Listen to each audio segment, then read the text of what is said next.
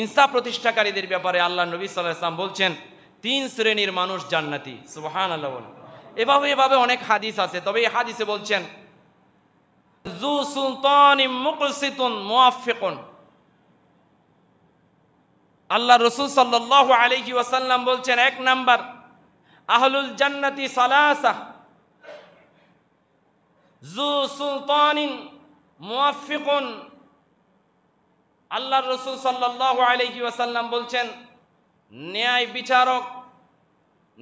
বিচারক যে ন্যায় প্রতিষ্ঠা করে, যাকে আল্লাহ তৌফিক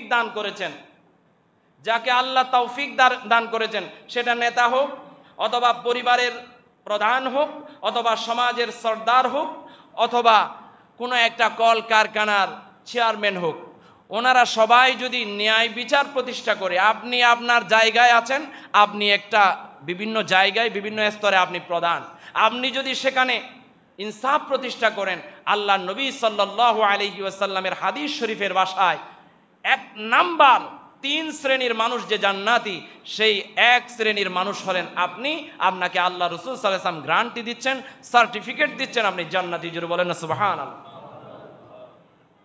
এরপরে ওয়ারাজুলুন রহিমুন রফিকুল কলবি লিকুল্লি যি কুরবা ওয়া মুসলিমিন। রহম দিলওয়ালা দয়াবান ব্যক্তি। আমাদের সমাজে আমাদের দেশে এমন কিছু মানুষ আছে না নাই? নরম দিল, রহম দিলওয়ালা ব্যক্তি।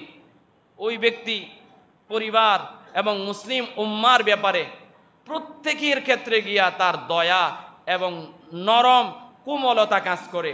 ওই নরম হৃদয়ের মানুষ, কোমল হৃদয়ের মানুষ জান্নাতি। জোরে বলেন সুবহানাল্লাহ। 3 নম্বরে ওয়াফিফুম মুতাআফফাফুন যু আয়াল। একজন সুস্থ শরীর, নিষ্কলুষ মনের অধিকারী এবং পারিবারিক দিক থেকে সাংসারিক একটা সন্তান, সেও জান্নাতি। জোরে বলেন না সুবহানাল্লাহ। এই 3 শ্রেণীর মানুষের ব্যাপারে আল্লাহর নবী সার্টিফিকেট দিয়েছেন যে এই 3 শ্রেণীর মানুষ আল্লাহর নবী যেভাবে বলেছেন সেভাবে যদি তাদের আমল প্রতিষ্ঠা করতে পারে, তারা জান্নাতি। জোরে বলেন না সুবহানাল্লাহ।